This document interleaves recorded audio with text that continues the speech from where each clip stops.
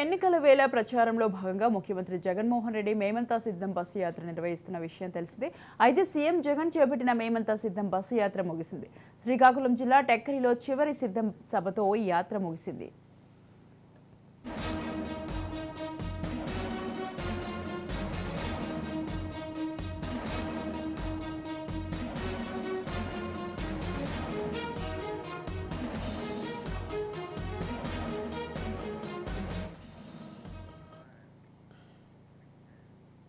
శ్రీకాకుళం జిల్లాలోని అక్కివలస నుంచి CM Jagan bus యాత్ర ప్రారంభమైంది. ఎచ్చెర్ల టెక్కలి నియోజకవర్గంలో సీఎం జగన్ పర్యటన కొనసాగింది. కాగా అక్కివలస నుంచి మొదలైన బస్సు యాత్ర Chilakapalem junction, Etcherla bypass, Srikakulam town bypass మీదుగా కోటబొమ్మాలి వరకు బస్సు యాత్ర నిర్వహించారు.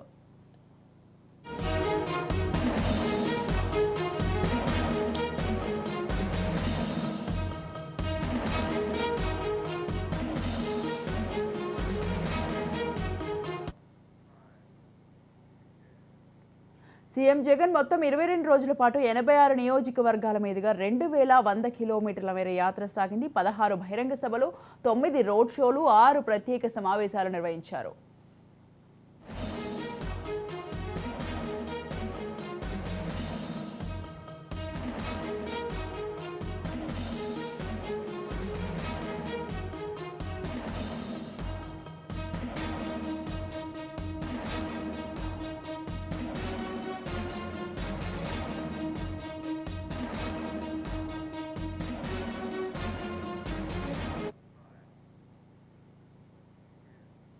రాష్ట్రంలో ఎన్నికల వేళ ప్రచారంలో భాగంగా ముఖ్యమంత్రి జగన్మోహన్ రెడ్డి మేమంతా సిద్ధం బస్సు యాత్ర నిర్వహిస్తున్న విషయం తెలిసిందే.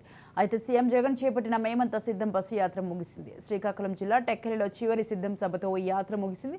శ్రీకాకుళం జిల్లాలోని అక్కివలస నుంచి సీఎం జగన్ బస్సు యాత్ర ప్రారంభమైంది. ఎచ్చెర్ల టెక్కలి నియోజకవర్గంలో సీఎం జగన్ పర్యటన కొనసాగింది. కాగా అక్కివలస నుంచి మొదలైన బస్సు యాత్ర Chilakapalem junction, Etcherla bypass, Srikakulam town bypass మీదుగా కోటబొమ్మాలి వరకు బస్సు యాత్ర నిర్వహించారు. రైట్ ఈ విషయంపై పూర్తి సమాచారాన్ని మా ప్రతినిధి శ్రీరామ్ ఫోన్ లైన్ లో అందిస్తారు. శ్రీరామ్. స్వాతి, వైఎస్ఆర్సీపీ ఎన్నికల ప్రచారంలో భాగంగా ఆ పార్టీ అధినేత జగన్మోహన్ రెడ్డి ఆధ్వర్యంలో మేమంతా సిద్ధం బస్సు యాత్రను నిర్వహించారు. మొత్తం 25 జిల్లాలలో ఈ యాత్ర పూర్తి స్థాయిలో కూడా జరిగింది. రోడ్డు షోలతో పాటుగా పలు జిల్లాలలో బహిరంగ సభలను ఈ సందర్భంగా నిర్వహించారు. నిన్న శ్రీకాకుళం జిల్లాలో మేమంతా సిద్ధం ఆఖరి బహిరంగ సభ శ్రీకాకుళం జిల్లాలోని కోటబొమ్మాళి ప్రాంతంలో జరిగింది. ప్రతి చోట కూడా ఈ యాత్రకు ప్రజల నుంచి అయితే అనూహ్యమైన స్పందన లభించిందని చెప్పుకోవచ్చు. రాత్రి సభ ముగిసిన తర్వాత జగన్మోహన్ రెడ్డి తాడేపల్లి బయలుదేరి వెళ్లారు. ఈ రోజు ఆయన పులివెందుల వెళ్తారు. అక్కడ తన నామినేషన్ దాఖలు చేస్తారు.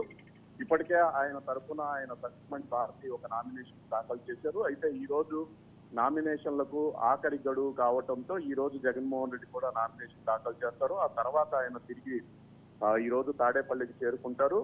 రేపు వైఎస్ఆర్సీపీకి సంబంధించిన మేనిఫెస్టోను తాడేపల్లి నుంచి ప్రకటిస్తారని పార్టీ వర్గాల నుంచి ఉన్న సమాచారం. ఇప్పటికే ఈ మేనిఫెస్టో రూపకల్పనకు సంబంధించి నిన్న విశాఖ కేంద్రంగా ఒక సమావేశం అయితే వైఎస్ఆర్సీపీ పార్టీ నిర్వహించింది. ఇందులో భాగంగా ఇప్పటికే ఇస్తున్న నవరత్నాలకు సంబంధించి చర్చ జరిగింది. నవరత్నాల్లో భాగంగా ఇస్తున్న అమౌంట్ మొత్తం పెంచాలని కూడా ఈ సమావేశంలో నిర్ణయించినట్టుగా తెలిసింది.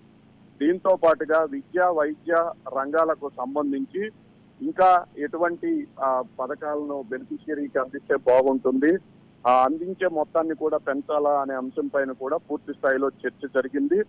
గతంలో కంటే సంక్షేమం పైన మరింత దృష్టి సారించాలని కూడా వైసీపీ ప్రభుత్వం భావిస్తున్నట్టుగా తెలుస్తుంది. ఈ కోవలోనే ఈ రైతు రుణమాఫీకి సంబంధించి 1 లక్ష రూపాయల అమౌంట్ వరకు కూడా రుణమాఫీ చేస్తే ఎలా ఉంటుంది అనే అంశం పైన కూడా చర్చకు వచ్చినట్టుగా తెలుస్తుంది. ఒకవేళ ఇదే కనుక జరిగితే తిరిగి వైసీపీకి సంబంధించి ప్రజల్లోకి వెళ్లే అవకాశాలు ఉన్నాయి. మేనిఫెస్టో మొత్తం కూడా సంక్షేమ పథకాల మీద ఎక్కువగా దృష్టి సారించేలా ఉండాలని కూడా నిర్ణయించినట్టుగా తెలుస్తుంది. ఈ కోవలోనే రేపు వైఎస్ఆర్సీపీ పార్టీ విడుదల చేసే మేనిఫెస్టో పైన అందరి దృష్టి ఉంది. మొత్తానికైతే మేమంతా సిద్ధం సభ వైసీపీ పార్టీ అనుకున్న విధంగానే విజయవంతంగా ముగిసిందని పార్టీ వర్గాల్లో అయితే చర్చ జరుగుతుంది. Swathi. Right. Thank you Sriram. Thanks for the details.